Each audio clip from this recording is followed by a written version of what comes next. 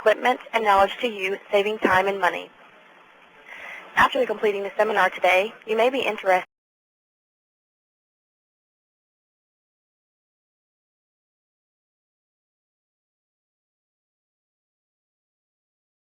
Good day, everyone, and welcome to the ISA webinar seminar titled Safety Systems. Your seminar materials include a downloadable presentation and a question and answer session and a Zoomerang seminar survey, which will be sent to your email box to complete immediately following the seminar. You earn 1 PDH for attending. Also, as a note to attendees, this seminar will be recorded. Today's seminar is 60 minutes in length. There will be 3 10-minute question and answer sessions. As a participant, you are in a listen-only mode. You may ask questions via the Internet using the keyboard at any time during the presentation. However, the presenter may decide to wait to answer your question until the next Q&A session. If you have audio difficulties, please press *0. Questions may be asked via your telephone line. Press the *1 key on your telephone keypad to ask a question. If there are no other callers on the line, the operator will announce your name and affiliation to the audience and then ask for your question. If other participants are asking questions, you will be placed into a queue until you are first in line. While in the queue, you will be on a listen-only mode until the operator indicates that your phone has been activated. The operator will announce your name and affiliation and then ask for your question. We will now begin today's seminar with a brief introduction of our speaker, Mr. Gerald Wilbanks. PE is Vice President of Documentation and Engineering Services, DES in Birmingham, Alabama, and has over 40 years in experience in control systems, engineering, personal management, quality systems consulting, and instrumentation design in heavy industry. His experience includes the chemical, pulp and paper, power, and manufacturing fields. Prior to forming DES, he was associated with Rust Engineering and Union Carbide. He is a registered professional engineer in 4 states, a member of NSPE, ASQ, and the International former president, 1995, of the International Society of Automation, ISA. Gerald is a graduate of Mississippi State University with a bachelor's degree in electrical engineering and was recognized as the Engineer of the Year in 1991 by the Engineering Council of Birmingham. He is a Distinguished Engineering Fellow of MSU and is a Life Fellow member of ISA. He has served as an instructor in many courses, seminars, and other educational sessions for ISA and his own business. You may begin. Thank you very much, Ms. Shea, and I'd like to say hello and welcome to each one of you to the 6th seminar in our 6-part web seminar series of preparation and review for the Control Systems Professional Engineer exam. This session is our last session and does cover a very important area of the new specification for the exam, and that is safety systems. I would like to start by commending you again for taking the time, the effort, and showing the discipline to prepare for the examination, for having a plan in place, and thank you very much again for participating in the ISA Web Seminar series that we've had. Our singular goal and our main goal is to provide assistance and to assist you if you're preparing to take the Control Systems PE exam, or if you're just looking into the Control Systems PE exam. And we want to try to provide any assistance and help in those areas that we possibly can. Today we are going to talk about the basics of safety instrumented systems, safety integrity level. We'll talk about things like reliability, probability of failure on demand, risk reduction factor, because the safety systems domain represents about 15% or up to 12 questions of the exam this October. This is a new separate area, a new separate domain that came about due to the Professional Abilities, Knowledge, and Skills Survey that was done a year and a half or so ago and has been implemented for the first time this October. We had quite a bit of safety systems, shutdown systems, etc., was in the original specification, or the last specification, which was generated, I believe, in 2003. But this time, the survey indicated that the use and the interest and the work in safety systems had progressed to a point that it was given a separate domain. And so that's what we'll be looking at today in this final session.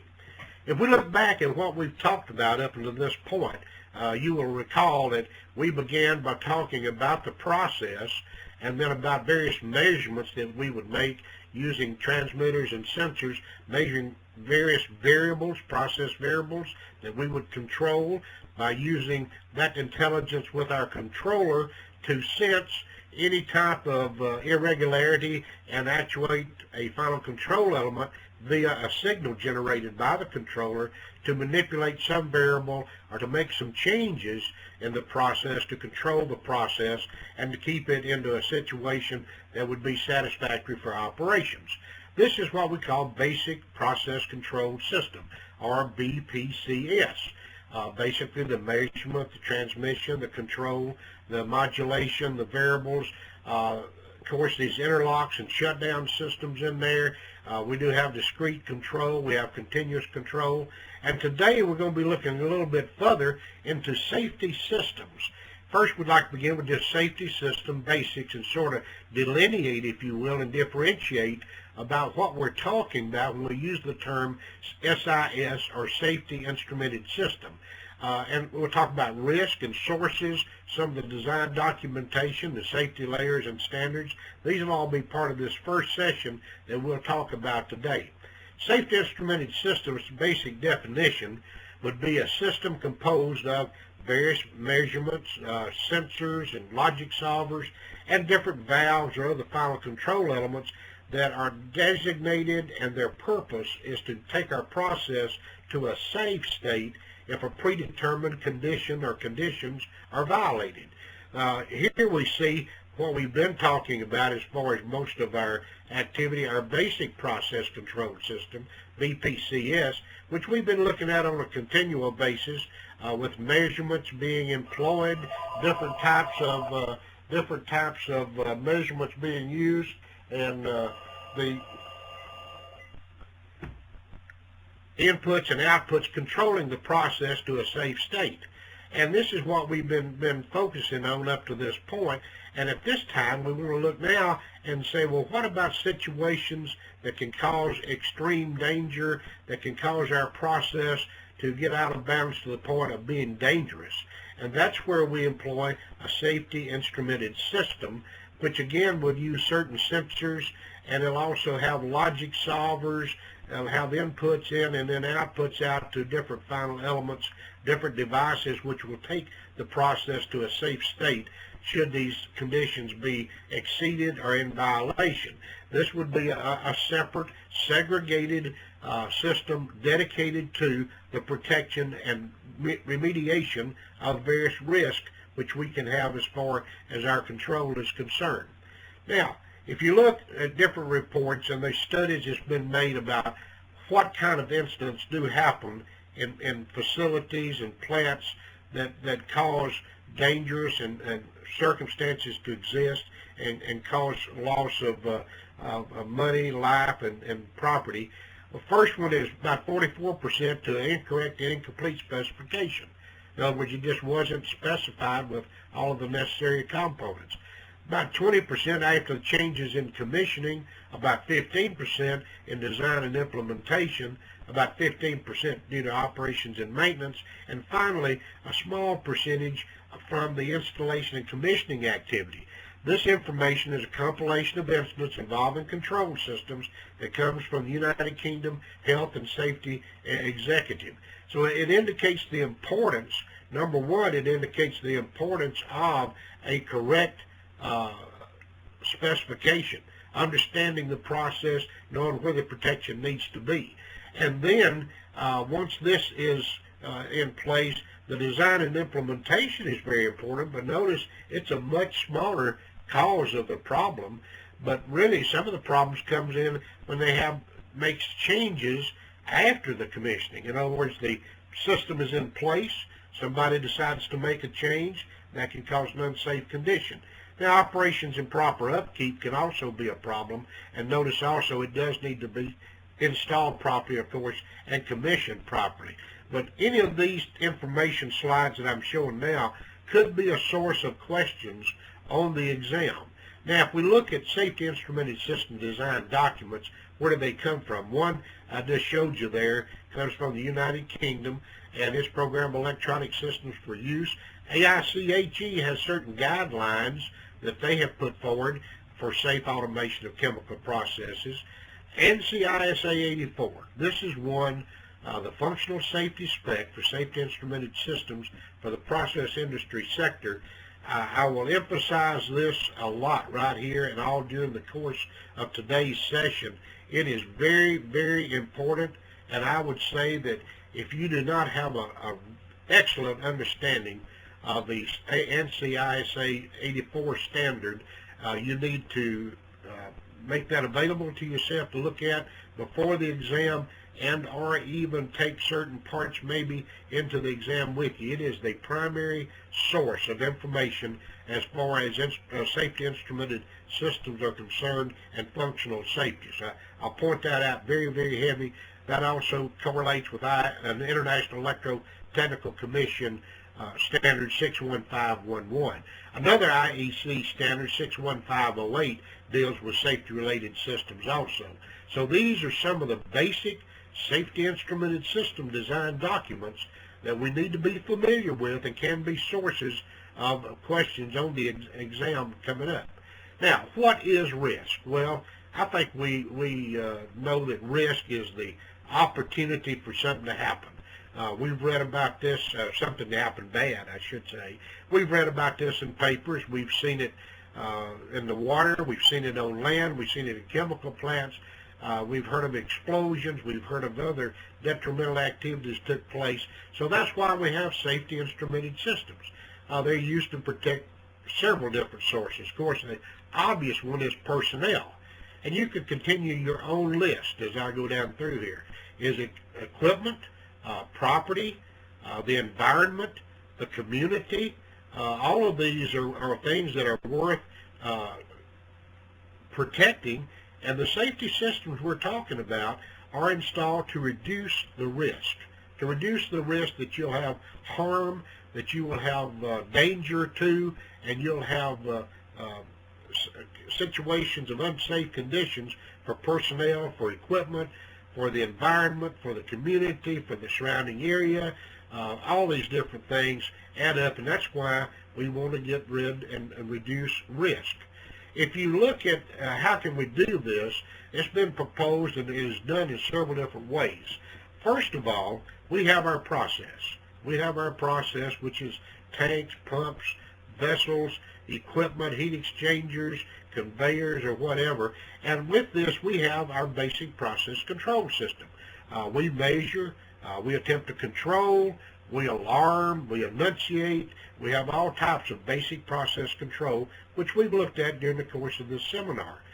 Then we have alarms. We have operator intervention. We have situations that advise us that a circumstance exists, and so something needs to be taken care of, or something needs to be shut down, and maybe even the operator needs to intervene. On top of this, then, is where we look at our safety instrumented system, SIS. Notice it is a separate, segregated system that's dedicated to the protection. Then from that, that's an automatic system that we then move into physical protection. For instance, safety relief valves that we talked about, other types of relief devices that we might have. And then further, in the physical protection, perhaps dikes built around tank farm storage tanks or other types of physical barriers to prevent the explosion or the unsafe condition, the upset to affect areas around there. Then each plant should have an emergency response plan in place or what needs to be done when certain circumstance exists, and even the community have an emergency response on what's going to happen in case some situation exists that endangers or threatens the health, safety, and welfare of the area, the plant, or the people working there. So this diagram here would be an excellent source of question about how do you do safety layers on safety systems. In other words, defense in depth. Don't try to get everything done by one layer. You use a little bit and have multiple protection layers as far as your risk reduction. Now, what are we talking about risk reduction? Well, if we look at a process, as we said, that's our tanks, vessels, and pumps, and even our situation of storage vessels and conveyors, whether it's batch or continuous, there is a risk inherent to that process. There are some situations that can exist that are not safe, and it's just inherent. It's part of the basic operation of that particular plant or manufacturing facility or power generation facility or whatever. Now, there may be some tolerable risk level that you would like to get to. How do we get there? Well, first, we can take our basic process control system and we can do some risk mitigation. We've got it under control. We have various alarms and situations that come up to tell us that we have conditions that are out of bounds. Then we can employ a safety instrumented system to make sure if certain conditions do exist, we take the process to a safe level. And then we can have our mechanical devices, our dikes, our relief valves, and other types of equipment to try to take us down. And there may be other methods that can be done, other plans, other safeguards put in place. But the total idea of risk reduction is to take that inherent process risk down to some residual risk level that is tolerable or below the tolerable risk level for that particular process. So this is basically how the risk reduction works, and again, a source of questions that could be available to you on the exam. The key thing here is doing more in one box doesn't make it work any better. You don't want to put all your eggs in one basket. You want to employ good process control applications and operation. You want to have the proper alarms that you need so your operating personnel will be up to date on what's going on in the process, and then the safety instrumented system to protect for unwieldy situations and mechanical devices and other to take you on down. So the key standard that you will refer to, I think on the exam, would be the IS 84. And I'm going to briefly cover some different sections today and encourage you again to get access to NCEES 84 and either become familiar with it or even have part of it available to take with you into the exam. Section 1 covers the basic specifications, design, installation, operation, and maintenance of safety systems. It also specifies requirements, but it does not actually get into who is responsible for implementing them. It tells what's to be done, but not necessarily who does it. It applies to a wide variety of industries. You can't say any one industry or two industries are the primary source that have needs for safety instrumented systems, but these are some of them: chemicals, oil refining, many oil and gas production, of course, pulp and paper, and even non-nuclear power generation. And certain industries may have additional requirements because of their nature. So this is part of what's in ISA 84. If you go to Section 5, it states the policy and the strategy. It tells about how that should be taken into account as far as designing a safety system that will be available for use. It also talks about the person and departments that shall be identified. They've got to be identified and responsibilities assigned. That these people need to be competent. This is, I think, sort of goes without saying, but they need engineering knowledge, training, and experience, and they need to be familiar with the field. They need to understand regulations. They need to have leadership skills, and it's very, very important in the safety system aspect. And then it also talks about different assessments and audits. In other words, you have to look at what you've got or what you said you was going to have. You assess it to see if you've got what you said you have, and then also even after the point that you have it in operation, you go back to the point of doing an audit to make sure that you're really doing what you need to be doing. All right, some of the key points we have there, basically, and I want to review these briefly. A safety instrumented system is a separate and distinct. It's set apart and it's a separate layer of controls from the BPCS. They're there for singular purpose: the protection of human life, equipment, environment, and the public. Industrial incidents are the failure of several different elements, and we talked about some of those. Risk mitigation needs to be documented by various standards. ISA Standard 84 is one of the primary ones. Risk reduction should be accomplished in various levels, not putting all the eggs, so to speak, in one basket, but using all the different types. And then that risk should be reduced by following proven methodologies, which we'll talk about a little bit further as we go into some of the coming sessions. Okay, Misha, I'll pause just a minute, and you can check, see if there's any questions.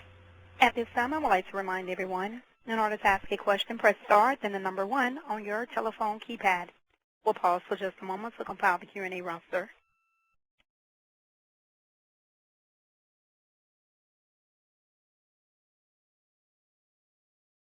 Again, to ask a question, press star, then the number 1 on your telephone keypad.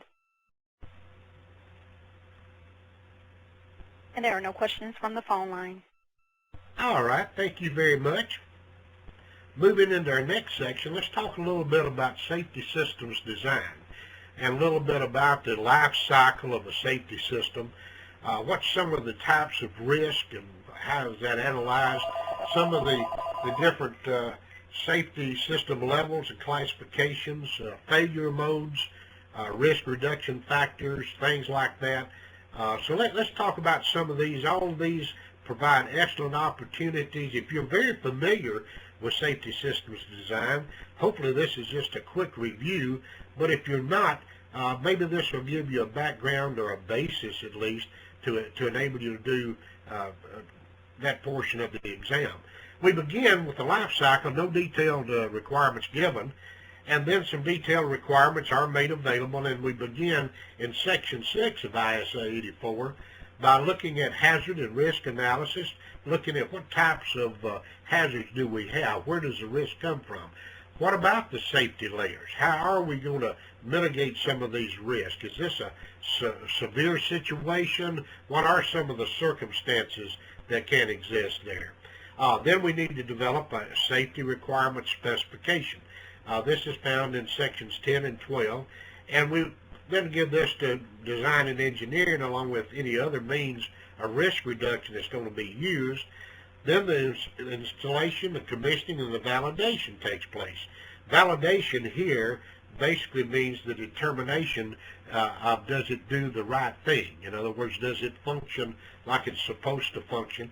And of course, operations and maintenance are very critical in continuing the success of our safety system. Modification is described in Section 17. That needs to be very carefully looked at, and there's a very stringent set of circumstances to make a change. And then, of course, decommissioning if it's concluded or if it's finally taken out of use. All through this life cycle, you need to be assessing and auditing. Assessing and auditing to see that things are being done right, being done as they are supposed to be done. That's the difference, I think, between assessment and validation. Assessment or auditing is determining that the right things are being done. And then the validation basically is determining that the thing has been done right, that the function is complete, that it does do what we want it to do. And the verification that takes place at the final stages there to assume that, to be assured that it does do what needs to be done. So it's a pretty complicated life cycle. You need to know the term, the safety design life cycle, basically from the hazard risk analysis through the decommissioning, with assessment, with verification taking place throughout the operation. Now, risk analysis. Okay, we look at risk. What is risk? Well, that's the chance that something could take place. It's some situation that you have that exists that could cause a problem. Risk we determine as a function of frequency, in other words, the probability or likelihood, and the severity, the consequences. In other words, how often could this take place, and how bad could it be? That could be a source of question within itself. Now, the process industry that we're primarily dealing with or talking about as far as the control systems exam is concerned, certainly wasn't the first group that got into assessing risk. Military has been involved in this for a long time, and nuclear industry and other types of industries have been involved in this long before the process industry was.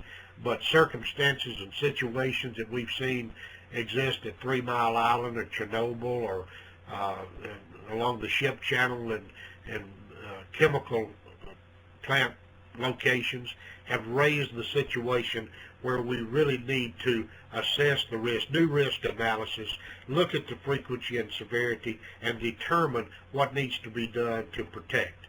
Now, the overall risk assessment can be made if you look at a matrix where you have the probability of the occurrence from left to right, 1 to 5, and the severity of such a recurrence being 1 to 5 vertical, with the highest probability being 5, the most severe consequences being 5. If we look at it rated sort of like that, we can say, well, if we have a high risk where we have a pretty high probability and it's a very severe consequence that can occur, that becomes a high risk.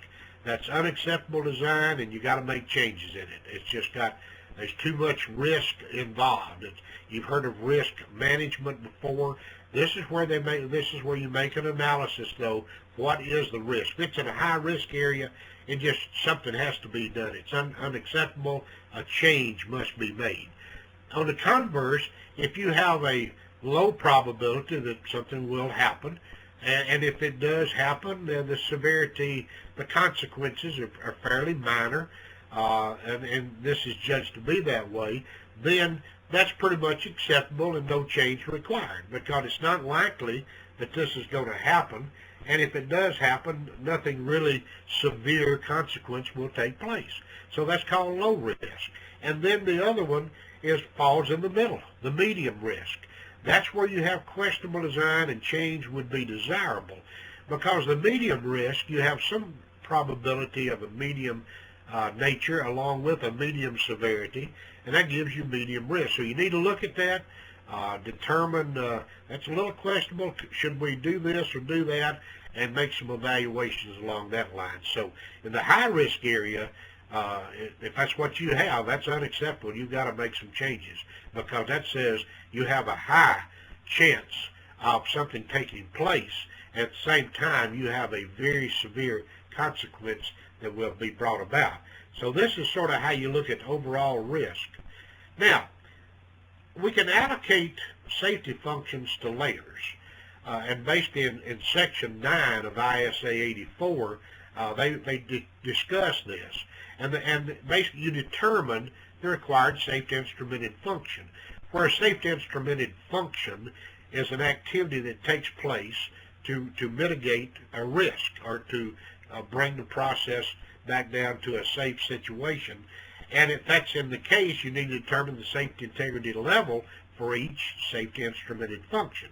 In other words, if this function, safety instrumented function, needs to take place, what is the safety integrity level, if you will? In other words, how sure are you, what is the probability, if you will, that it will actually take place? So the safety integrity level is defined in a discrete number situation from 1 to 4 that specifies the performance that's expected of the safety instrumented function. So it's 1 being the lowest, 4 being the highest, and it's stated for each safety instrumented function. Now, the high risk does not necessarily lead to a high safety instrumented level, because there are other factors to consider. I mean, how many independent protection layers are you going to use? How is this all going to be put together? So you have to look at the total protection situation. Now, this slide shows safety integrity levels, and I would say it's very, very important. You need to know this, and you need to have this available to you. If you haven't memorized it, you need to know these 4 levels. Of course, level 0 is just control, not applicable.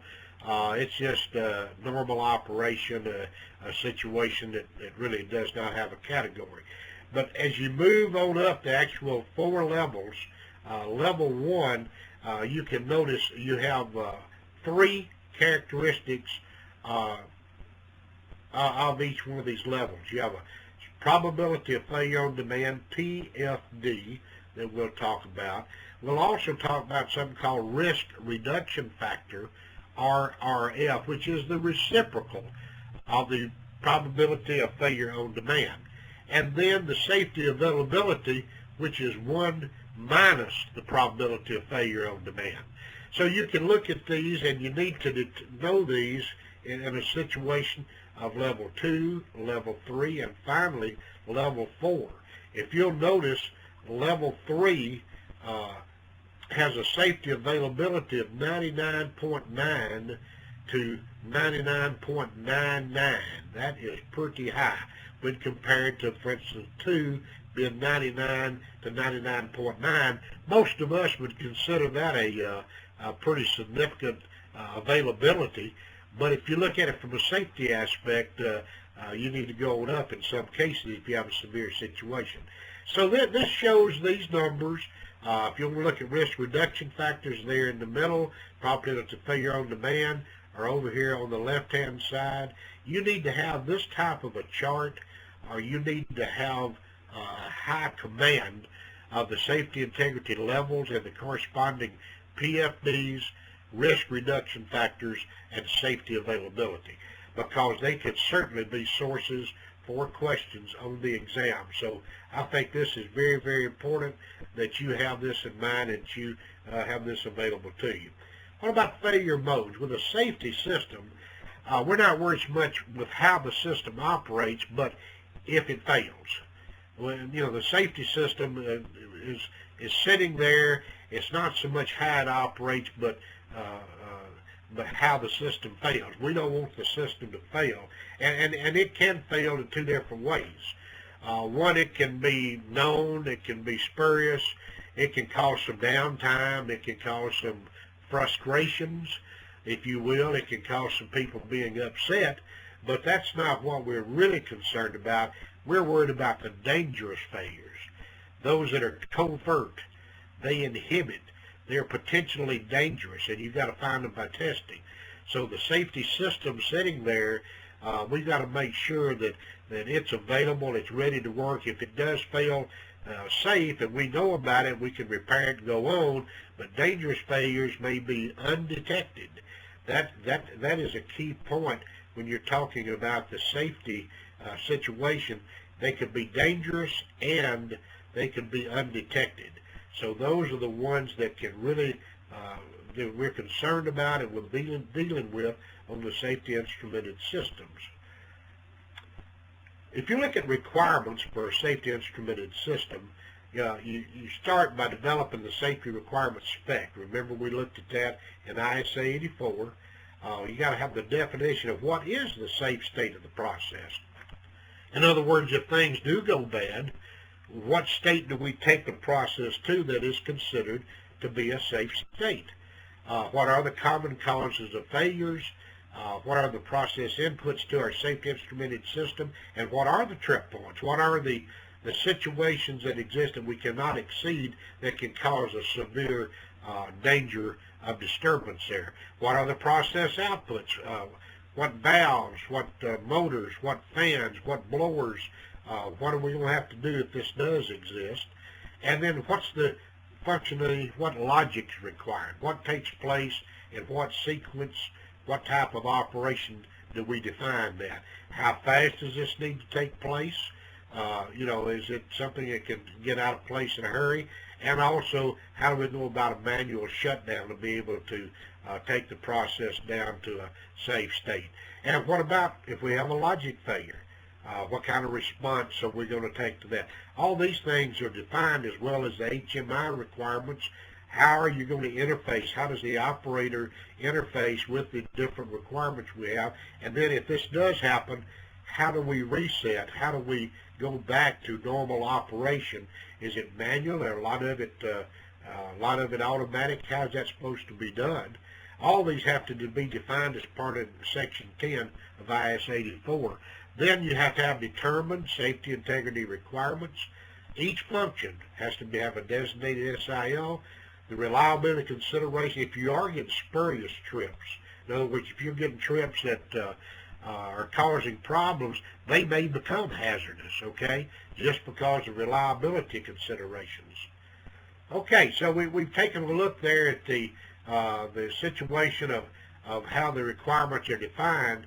Let's talk about something called shutdown systems. This is something we see a lot in some of the work that we do. People use some of this terminology. Of course, interlocks, protective systems, safety systems, we're talking about safety interlock system, emergency shutdown systems. All of these are forms of shutdowns, interlock things that take our process. Some of them have to do with quality, have to do with operations, they have to do with the efficiency that we're running, how effective is our process running. But when do we need to take into account the separate these out so they protect, for instance, human life, equipment damage, environmental damage? We definitely need to set these out separate.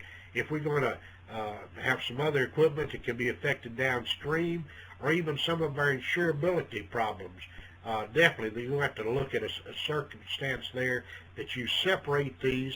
If it's dealing with product quality, perhaps you don't need to have a separate isolated, but rather integrate that with some other parts of the process control. So if you look at that from that standpoint, you might look at talking about downtime and repair time. If we look at a problem that exists, you have to realize that problem, access to the problem. You have to be able to diagnose what happened, what's going on, what about spares? Do we have some that we can put in there? Can we replace this? Have to order something and then check it back out. So we're talking here about system downtime and repair time and how this all adds together. All of this would be called downtime. It all has to do with, and different parts of this will have different lengths and abilities in there. This is the repair time. Of course, we can't repair till we realize. Then we have to access, so on and so forth. So some people get twisted on these definitions. In some cases, that mean downtime and the mean time to repair are the same. That's if the realization takes place quickly. In others, they're very different because the realization time may be the largest factor. You don't know when something has failed. You're not aware that it is there, and then you have to realize that before you can go into the repair time. And if we look at how this plays out as far as the independent layers and all are concerned, this is an example here of an integrated shutdown system where we have a reactor with the feed coming in, and this reactor that could be exothermic or whatever, and it may be subject to pressure runaways or circumstances that may exist. And so we're interested in controlling the pressure on the in the reactor, and we're doing so with a pressure transmitter, a pressure indicating controller, part of our programmable electronic system. We have a high pressure alarm as part of this, and then this output electronically goes to an I2P transducer, passes through a three-way solenoid valve, which is passing the signal to actuate a pneumatic control valve. And so we control the pressure, we look at pressure, and we open and close this valve, throttling this in response to the reactor pressure. But we're also concerned about a runaway reaction.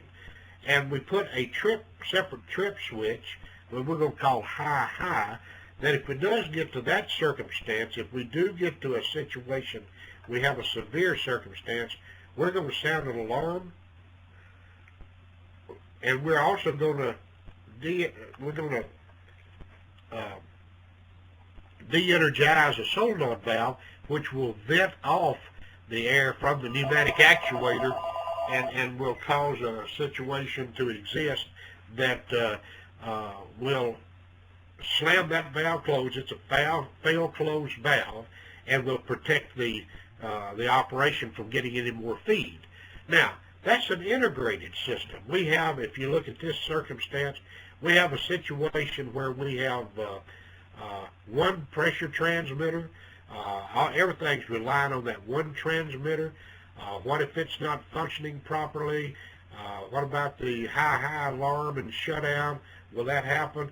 How severe? What's the probability of this circumstance? Have to look at that. Or we can segregate that, as shown in this situation here, where we still have our basic pressure control loop, but in addition, separate from that, we put in a pressure switch high or a separate function to sound that alarm that we might need, and a separate distinct control valve to shut off the feed going to the reactor. This would be a case where the frequency and severity was judged to be one that we need separate protection, and then it'd have to be some analysis done. What should be the safety integrity level of that particular loop, because it may not ever be needed. In fact, you hope it's not needed, but if it is need to be brought into play, this system right here, our safety instrumented function, needs to be reliable. It needs to be available so that we can take that reactor down to a safe state if we have a high pressure circumstance. Some safety instrumented system definitions. All stuff fails.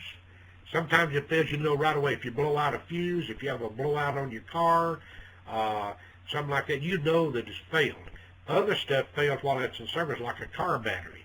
If you've ever pulled in late at night, parked your car, everything's fine, gone in the house, come back out the next day, car battery completely unusable, it's down. You learn about it when you ask for it to be used once again. In the safety instrumented system world, the first type would be lambda S. It's called a safe failure rate. Yeah, it causes problems, it can cause concern, but you know about it and you can deal with it. The second type, though, is covert and dangerous. Since you have no warning it's occurred, there you have to use something called lambda D, or the dangerous failure rate. That's the failure that can cause a major problem.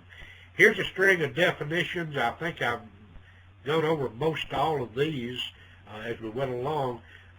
RRF, or RUF as I call it, risk reduction factor, safety instrumented system, safety instrumented function, the safety integrity level, and then finally the 4 SEAL levels that you need to commit and understand the characteristics of those and what is meant when they talk about a SEAL 3, a risk reduction factor, etc., etc. So these are all some things that need to be committed basically to memory for certain to understand that a little bit better. For the safety instrument system, we talked about there's 2 kinds. For the plant, it's bad news. They may shut down your plant. They may cost you money. They may cost you quality, efficiency, effectiveness, and all that stuff. But the good news is they're not really dangerous to everybody. But those that fail dangerous, they may not even shut down your plant, but like a failed car battery started running an engine, you can't tell that they happened, okay? So, if it failed, it's sitting there. You don't need it again till you call on it, and then if it's failed, you're in a circumstance there that could give you severe problems from that situation. So that's the different kinds of failures, and the safety instrumented system is there to protect you. So we want to make sure that the probability of failure on demand that's associated with that lambda D, the undetected fail-safe failure of device, is such that it matches up with the severity and with the probability of the risk or the problem taking place. The lambda D came out of the aerospace and military, and they're well understood and been used for years, but the process industry is now in the process of adapting these over to our world. This is something a lot of you may see. They call it a bathtub curve. Dealing with lambda, we're going to talk about lambda being a failure rate. And if you look at failure rates or lambda over a period of time, many times you'll find a situation where, as time progresses, left or right, the failure rate actually will drop down over a period of time. The failure is much more likely early, and then, of course, as it gets older, it becomes a higher failure rate. So this is defined in the bathtub curve, showing the lambda failure rate as a function of time. Where failure rate, we're going to define failure rate here as the number of failures per unit of time. Number of failures per unit of time, call it lambda. And for the most part, we'll assume a constant failure rate for the normal life cycle, normal life of the device. Mean time to fail is 1 over the failure rate, okay? And the mean time to fail and life are not the same. They're definitely different.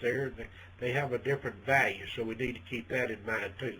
So now we're looking at the failure rate of different devices and how they relate to what we're doing, and looking at the over lifetime of the device.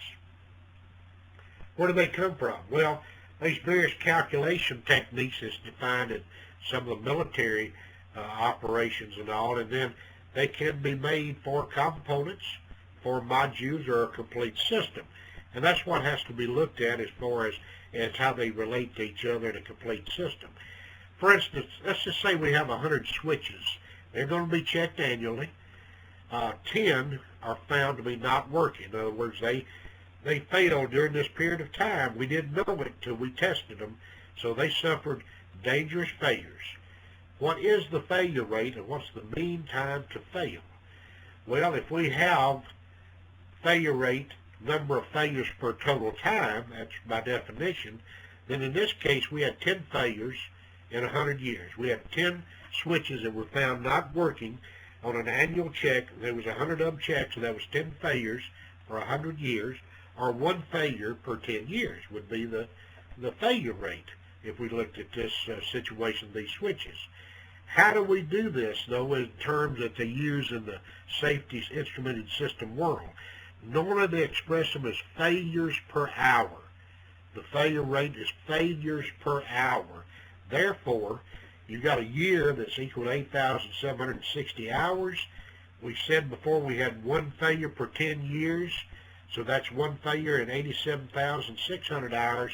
Or they write it in a format that we see 1.14 e to the minus 5, or times 10 to the minus 5 failures per hour. They put those rates down as by hour. So the mean time to fail, which is normally expressed in years, is 10 years, and the failure rates are listed by hours. So that's how some of the terms work out on some of the safety instrumented system activities. Again, some of the key points we've looked at this time: the risk is a function of frequency and the severity. That gives you how high or low or medium risk. Each safety instrumented function has to be classified by a safety integrity level that's defining the risk reduction factor or probability of failure on demand, or the availability, if you want to look at it, for that device.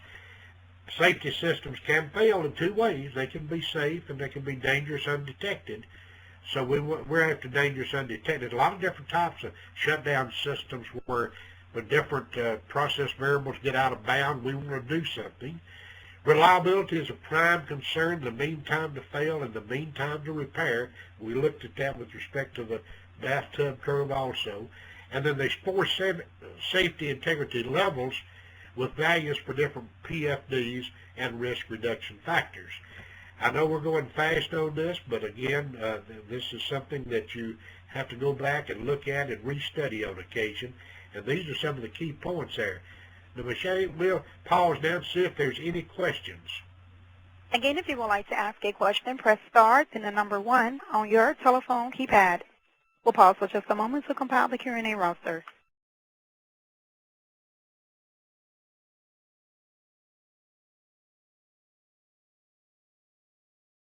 And there are no questions from the phone line.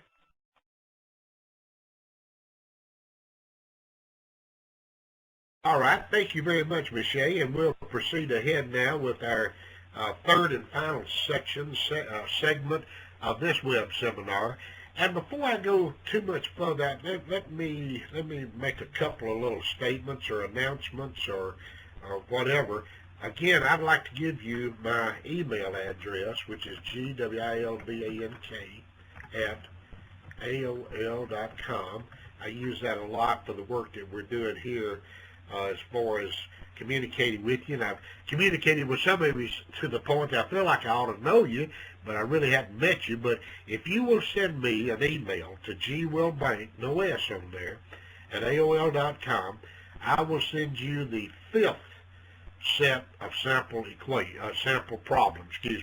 I have a 5th set of sample problems that I'll be glad to send to you if you will send me an email to gwillbank at AOL.com, and I'll be glad to send those upon your request to the email that you use. One other item I want to mention at this point before we go ahead: if you are an ISA member, you have access to certain membership benefits that are real good, and here's one that's real good. They have in their archives a recorded 3-part web seminar, 3 1.5 hour segments on safety instrumented systems conducted by Paul Grun. This is on the ISA website. They're recorded.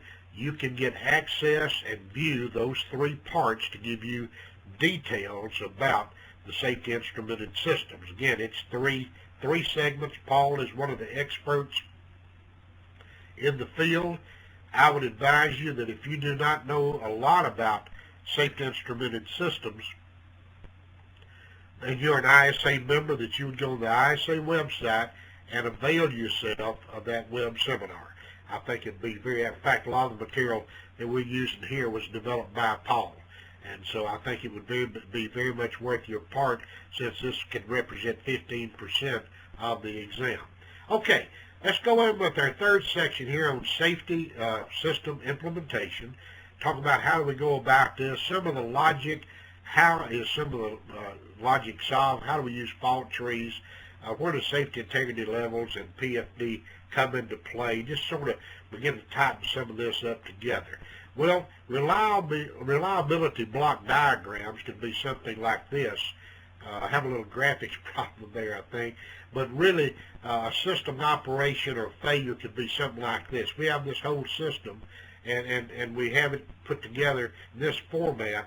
This system would either fail if either A, B, or G individually failed, of course, or if you had a combination of either C and D or E and F. So you can see that just from a reliability diagram, that how some of the systems can be drawn out and looked at with respect to the failure rates. What we're trying to do is have a consistent way to model what we do so that we see how good is the design. So some of the key factors that you're involved with there is, what is the reliability or the availability? You have a feedback loop around the action before us to determine if we've achieved what we set out. What about mean time to fail, mean time to repair, this type of thing in the failure mode? So these are some of the things that we're trying to look at, and as we do a safety instrumented system, we want to be aware of the components and segments and pieces that we use in that. Hardware availability, we mentioned that a couple of times, but it is the uptime divided by the total time, where the total time would be the uptime plus any downtime. So that would give you the availability. Or another way to represent that, mean time to fail is divided by the mean time to fail plus the mean downtime would be another way to define the availability. Mean time to fail is going to be defined as 1 over lambda, where lambda is our dangerous failure rate, or be lambda sub D. And some vendors put in MTTR, the mean time to repair, for the mean downtime, and that's only valid for safe. We need to be looking the mean downtime, not the mean time to repair. We need the total thing in there, because otherwise we're looking at only the safe failures. Or the safe failure rate could be written like this, and this is only valid for simplex systems, and also the failure rate's got to be split between the 2 failure modes, safe and dangerous, so you have to look at it from that viewpoint also. Okay, downtime versus repair time. We looked at this before. Let's take another quick view, refresh our memory on this so that we'll be aware of it. The total downtime is the all of this added together, the repair time, you got to realize before you can repair it. So the downtime and the mean time to repair could be the same thing, but probably they can be very different. That realization time may be the largest factor, so we need to keep that in mind as we go through discussing this. For dangerous faults, you got to include not only the repair time but the realization time, as we said, because that is significant. If you don't know something exists and you call for it again, you've had a problem. Now, this is going to bring in another term that you'll need to know with respect to safety instrumented systems. The test interval. That's the interval once every 100 hours, 200 hours, 3,000 hours that you test a device. You actually check it out to make sure it works. You test it to see if it's functional. And that's why you have the test time, is because if you don't know when something does fail, you need to have some way to try to reduce the situation there, so that our dangerous failure rate could be our mean time to fail dangerous divided by mean time to fail dangerous plus T over T, the interval time over 2, plus the mean time to repair. So now we begin to get into the dangerous, and again, this is only for simplex, non-redundant systems, and we got to sort of split that between two modes. So reliability block diagram that we can have, basically if we have a system, if it's in series, we can you add probability in series, okay? It's A and B would be added together, the probability, the reliability factors would be added, whereas if we move to a parallel situation, you would multiply the probabilities of items in parallel. So if you know the individual probabilities of A and of B, you can add them if they're in series.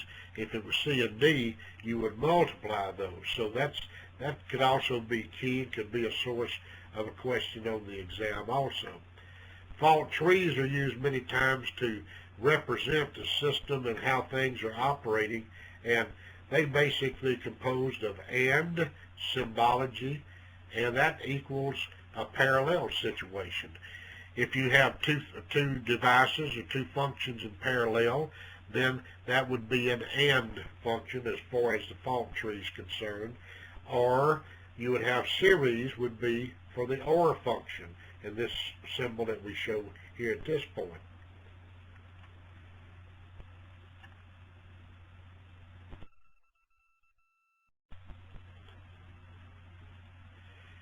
Here we'd just look at a couple of examples we might run into situations. If our main power supply failed, but we have a standby generator, we don't have a power failure, but if we have a failure in both of those, we now have a power failure and we have a problem. If we looked at it from a fire water situation, it might be more like this. Our fire detector might be out, but our fire water deluge is still okay. Our panel may be out, but we still got that. And our fire pump may be out. So if any of those, or if we have the fire detector out, or a fire panel out, or a fire pump out, we have a failure in our fire water deluge. So this would be a or function as compared to an and function. And this would be part of the way we would define the logic for fault trees that might be used to depict a system or how something is put together. Circles represent basic events. They're things that's taken place, and then the rectangular boxes are descriptions of what the basic function is. So we have that in place there as far as they're concerned. Now, let's talk a little bit about system performance. If we take a singular switch, normally it's going to be in the energized position, closed switch, de-energized to open. And we look at that in the simplex system world that we do, and we're going to assign a couple of probabilities. The safe probability of 0.01 and the dangerous probability of 0.02.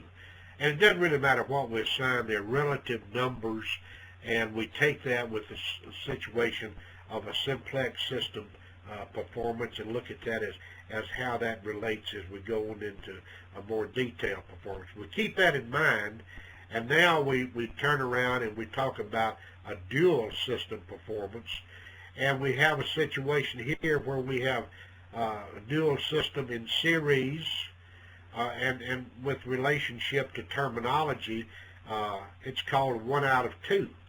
If it is 1 out of 2 situation, because we have twice as much hardware, the safe failure probability would be doubled. But if we look at the situation of the dangerous failure rate, it would be squared. So it would become 0.0004. And then we can drop down to another circumstance here where we have 2 devices again, but we're looking into this as a 2 out of 2. Now, in the circumstance there, since it's 2 out of 2, we would double our dangerous failure rate because they're in parallel. They're in parallel. So they're and as far as the safe failure rate, it would be 0.0001.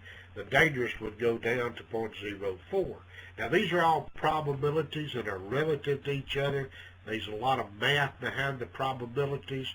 I would encourage you to, again, to look into that by getting the ISA 84 standard, taking a look-see at that and seeing how that might work out. But for purposes of references, I think this will help out to some degree. If we look at our 1 out of 1 that we go back to, we talked about our 1 out of 2, and we talked about the 2 out of 2 as far as the safe and dangerous probabilities.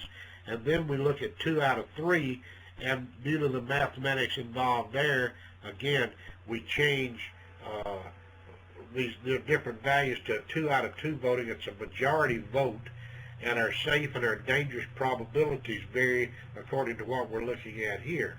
So these are all representative of different types of systems, simplex, duplex, triple redundancy systems, and how they perform. There could be questions asked about which one of these are the most reliable, which one of these has the least number of situations that can exist as far as the different reliability is concerned. And so we have these represented here in this particular slide. We're showing the 1 out of 1 being the 1 over lambda S, but it's also the failure, the lambda dangerous undetected, and that's where we bring in that interval time divided by 2. And we have the other equations in place also that are representative for 1 out of 2, 2 out of 2, and 2 out of 3. And you see that the role, that the importance and the role is played by the interval, the testing interval, the interval testing time there that we have, and how that enters into it, and how the square factors enter into the dangerous failure rate and the safe failure rate. And the definitions for these are shown along the side here. Lambda is our failure rate, MTTR, mean time to repair. Our test interval is TI, safe failure, and dangerous undetected failure. And these are some formulas that you might want to have available to you to at least have access to with respect to any questions that might be asked along these lines. So that's our basic reliability.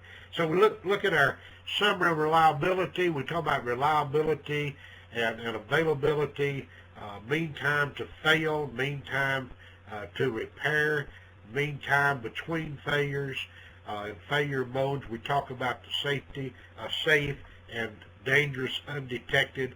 All of these enter into our reliability discussions.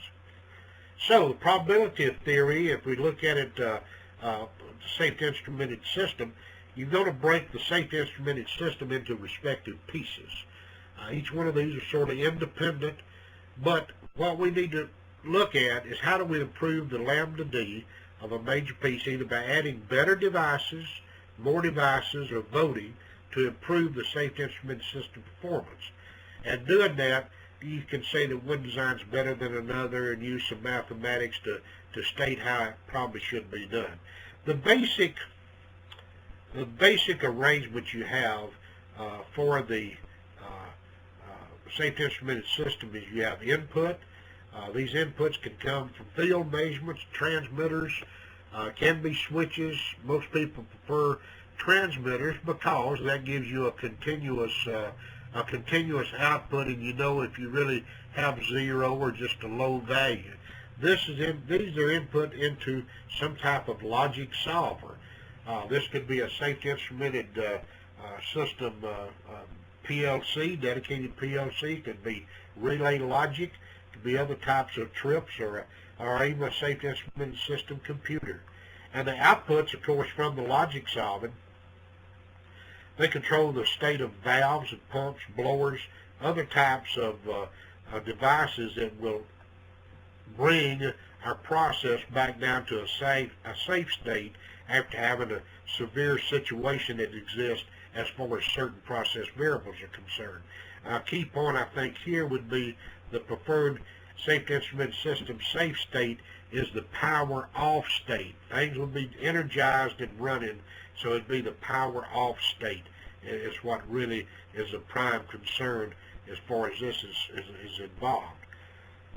Then if we look at the different blocks, as we talked about earlier, we can actually have the input lambda Ds, if it's in series, plus the logic lambda Ds, plus the output lambda Ds, and get a system lambda D. Each one has its own lambda D, but now we have a system lambda D, and then we can use that lambda D as far as our probability of failure on demand, our risk reduction factor calculations are concerned.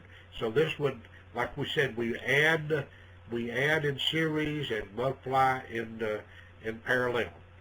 So the safety integrity levels we need to keep in mind are defined in ISA Standard 84 with performance requirements. Again, I'll emphasize the importance of that Standard 84. You really need to have that either accessible to you or take it with you into the exam or know it very, very intimately. There's 4 safety integrity levels that's defined with the corresponding probability of failure on demands. The risk reduction factor is a reciprocal of the probability of failure on demand. That's a key thing there. And the safety integrity level of a system is based on the reliability data on all the components involved. In other words, it's a system entity safety integrity level for the function. You can't just hook everything together and say it's going to get better. It's a combination of all that put together to evaluate and determine the safety integrity level. From a calculation standpoint, one of the key quantities, the probability of failure on demand is equal to the system lambda D, in other words, the system failure rate, times the test interval divided by 2. That's a very important concept. The probability of failure on demand is what we calculate many times, and we do that after we have determined the system lambda D, and then assign it either a test interval or calculated one way or the other. If it's defined what our probability of failure on demand should be, then we can take the calculation in the other direction. This is sort of a summary slide here. I think it's very handy to have. It's basically the seal levels, giving you the availability of each one, giving you the probability of failure on demand for each level, as well as the risk reduction factor. And it's easy to see how this moves up, how it's factors of levels of reliability. The availability is much better, probability of failure on demand, so on and so forth. So you definitely need to have this in some form or fashion, because I feel sure there'll be some questions that will precipitate from that. So some key points here that I'd like to go over before we look at a few sample problems. The key points of what we've just discussed, I think, are shown here. The mean time to fail is the inverse of the failure rate lambda. Mean time to fail is 1 over lambda. Instrument availability is key to an operational safety system. I think all of us realize that if you look back at some of the explosions and some of the severe catastrophes that's taken place, Unfortunately, automation and control equipment has been involved deeper than we would like it to be. The test interval must be used in the calculations of the probability of failure on demand. Reliability block diagrams and fault trees are brought into play to depict safety logic. The failure rates of the input device, logic solver, and output device has to be combined. These failure rates need to be either added together or multiplied to determine the system failure rate. And then there are advantages and disadvantages to simplex, duplex, and triple function arrangements, as we looked at some of the probabilities and statistics there. And each circumstance and application will require a specific safety integrity level. In other words, each safety instrumented function, each time you're doing something, there'll be some safety and integrity level that must be met to be in a situation that is considered to be safe. So that's some of the key points. Let's pause right now, Michelle, and see if there's any questions that anyone might have. Again, if you would like to ask a question, press star, then the number 1 on your telephone keypad.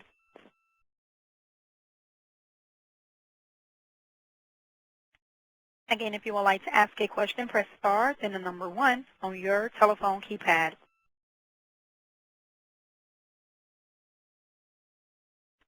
There are no questions from the phone line.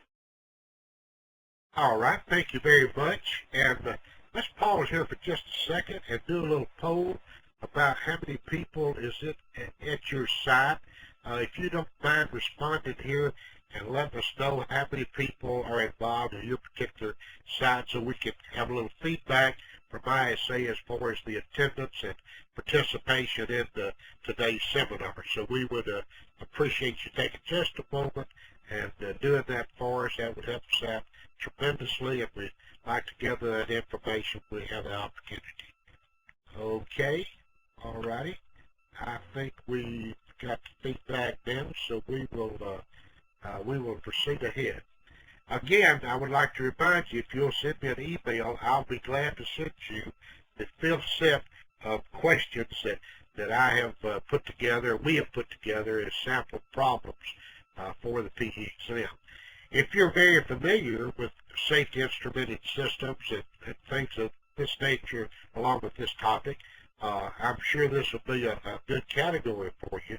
If you're not, perhaps you could use the material we've had here today, but this is like an hour on a topic that there's books written, there are companies that make their living doing this, and you're trying to understand enough to pass the PE exam. So keep that in mind and don't get too frustrated if you're not up to snuff on these exact topics here.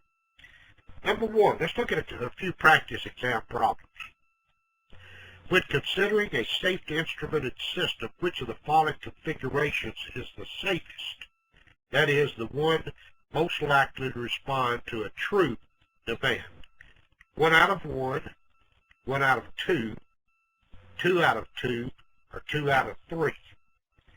Now, if you look at that, I think the easiest way to probably to understand this particular one is to go back to one of the slides that we had, and again look at the response to a true response to a dangerous situation there. I think you'd see that the 1 out of 2 would be the proper answer for that based on the probabilities, the circumstances that you have of this, and I think you would see that if you analyze it, at 1 out of 2, answer B would be the most likely to respond to a true demand. So you could have some questions like that as far as the response of different configurations of your devices, configurations of your system. So that would be the answer to that. Number 2, shutdown systems are known by many different names, and they serve various functions in the plant operation. A safety instrumented system protects against all the situations below except personnel safety, environmental damage, excessive alarms, and equipment destruction. Well, if you go back and look at the definition of safety instrumented systems, and if you look at the standard ISA 84, you will see specifically that it protects, wants to bring the process down to a safe condition to protect personnel safety, it does, environmental damage, it does, and equipment destruction, it does. Excessive alarms is a separate topic. Excessive alarms can be frustrating, they can be upsetting, and they're even dealt with by some training classes called alarm management. But in this particular case, when you talk about safety instrumented systems, we would not be protecting anybody from excessive alarms. So I think you would still find that is the correct answer for this particular problem. Number 3, there are many factors to consider designing safety systems for protection of personnel and equipment. The risk of the system is a function of which 2 factors below? 1, probability of an event. 2, cost of the system event. 3, classification of the area of the event. And 4, severity of an event. And then we have all our questions, as you know, are multiple choice, no choice. And this is one of the circumstances where they give you four options, and the answer is either one of those options or a combination of options. So I think this is a good indication of what the types of problems that you can see. Here we're looking at, we're saying, well, could it be a combination of 1 and 2, the probability and the cost? Well, that sort of sounds pretty good, but I don't know. Option B, 3 and 4. Is it a function of the classification of the area of the event, or is it the severity of the event? Well, that's, I'm not really sure. And number D is the cost of the system and the severity. All right, so we have 4 choices we have to choose. Now, if you recall back on one of the early slides, though, we talked about risk being a function of probability and of severity. So 1 and 4 would be the correct answer for this particular problem. This situation would be the risk is based on the function of these 2 factors. So that would be the correct answer for problem number 3. Problem number 4, we have a seal 3 interlock. Now, if you recall, we have 4 categories, safety integrity levels. A seal 3 interlock, if we're told it has a risk reduction factor of 1250, is required to mitigate a category 1 hazard to category 3. If the covert failure rates of the safety instrument system loop components are as follows, recommended test frequency. Notice here we're given the input failure rates. Again, if you recall, these are going to be given by hour. The logic solver rate, and the final control element of the valve rate. And then we're given 4 answers. Once every 40 hours, once every 80, once every 336, once every 600. Now, if you recall from some of the test-taking tips that we had back early, we said, well, if you don't know that, maybe you can eliminate some of these answers.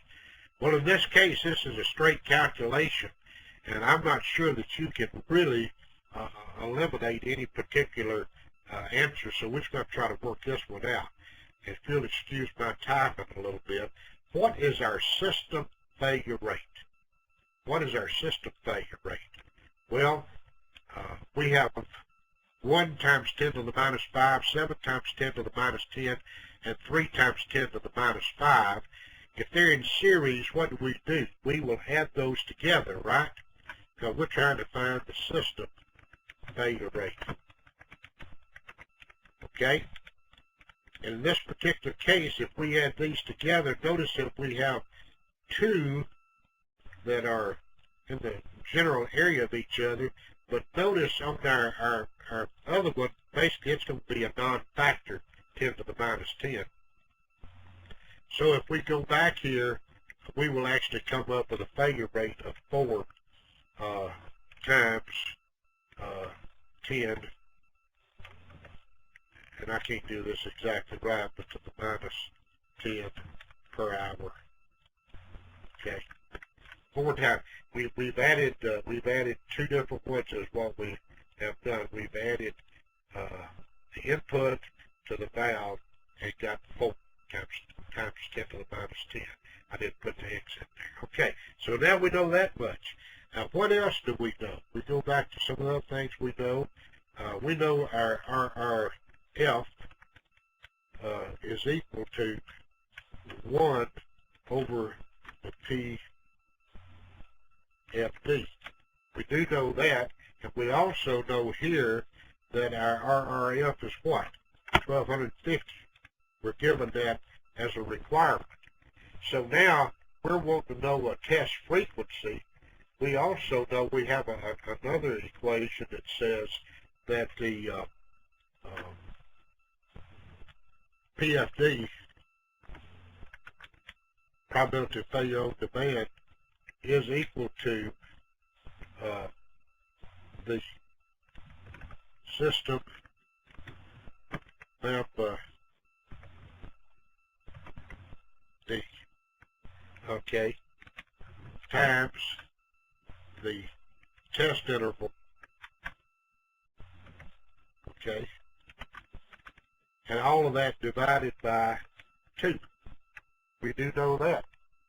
So now, if we plug in our system failure rate, we plug that into our equation at this point, and we know a PFD, because we could calculate the PFD, and if we can plug it in, we can actually solve for the test interval. And without going through all the mathematics, I think you can see that the equation, it actually comes out to answer to be 40 hours. So that would be a high test or a very low fast test interval, but that's the way it would work out when you solve the equation out. Plug in 1 over RF for the probability of failure on demand, and you will get this answer when you do that. 40 hours. So the answer to this particular one, if we work it out mathematically, is once every 40 hours is the answer there. So that's answer to problem number 4. Okay, that is our sample problem for today. As I reminded you, there's a 3-day class taught on safety instrumented systems, but there's also the 3-part web seminar that, as an ISA member, you can access recorded free of charge. I'd encourage you to look into that. There's other information available. Particularly, we have a new Control Systems Engineering Study Guide. The 5th edition has just been issued. That is available. And again, I cannot overemphasize the importance for this part of the exam, the safety instrumented function safety technical error evaluation techniques as part of ISA Standard 84. So you need to do some research on that, access into that. If you work with safety instrument systems on a regular basis, of course this will be fairly straightforward for you, but a lot of us do not, and so this could be a good source of information. If you're not a member of ISA, I'd encourage you to join. It's $100 per year, includes free membership of 2 technical divisions, one in the automation and technology and one in the industries and sciences. I think you'll find it very beneficial to you. I have really enjoyed conducting these seminars. This is the 6th final one for this year. I appreciate very much those of you that have participated, those that have been in contact with me. Thank you very much for your participation. I'd like to remind you that ISA does have a Certified Automation Professional certification that's available, and also a Certified Control Systems Technician, in addition to supporting the Control Systems Professional Engineer licensure, which is what we've been talking about here. For those of you that are taking the exam this coming October, I wish you the very best. Those of you that are preparing for or looking into, I encourage you to continue that. It's a great step in your professional development. It's a wonderful thing to attain. It'll be yours and yours alone. It's a great part of your career development there. So I encourage you to continue with that and to pursue the PIC Professional Engineer Licensure and Controlled Systems. Thank you very much again for participating, and best of luck to all of you. And Michelle, we'll turn it over for the survey. And we do have a question from the line. Yes, go ahead. And your first question comes from the line of Charles Nielsen with Progress Energy. Yes, Charles. It was just when you I think it was just a typo when you added up the system level on that last question. You wrote down it was 4 times 10 to the minus 10th. It should have been minus 50. Whoops, should have been minus 5. That's what I thought. Thank you, Charles. I'm sorry. I was looking at the 10. Yeah, the minus 10 is really negligible. It should be 4 times 10 to the minus 5. I'm sorry. Thank you for correcting me there. No, that's and the answer came out to what you were saying, but I just thought that was a typo. That's correct. I do have one other quick question though. Sure. Is there potential that that personnel that have been taking this course has been pretty much the same people could through your email that you're sending out exchange email addresses if they want? I don't see why that couldn't be done. ISA would have all of the email addresses. I don't know. The only problem is in case someone didn't want their email addresses sent out. Well, I sent you my email address in the email for the sample questions. And if you could feel free to send that out to people, and if they would like to contact me, then I'll contact them back and set up a little group thing. We can all get to know each other. Okay, I'll be glad to do that. I'll be glad to. I'll do that this next time, and anybody request the information, I will put your email address on that, send it back to them, and then they can get in touch with you, and y'all can set up. Yes, study groups or study buddies, as I like to call it, are an excellent way to assist each other, because many times what you can learn from some of your fellow participants is very, very valuable. And I'll be glad to do that, Charles. Sure will. Thank you very much. I appreciate it. Thank you. Any other questions? And there are no questions at this time. Okay. And this concludes today's ISA web seminar. Please do not forget to fill out the evaluation survey found in your email inbox. Thank you for attending and have a nice day. One moment.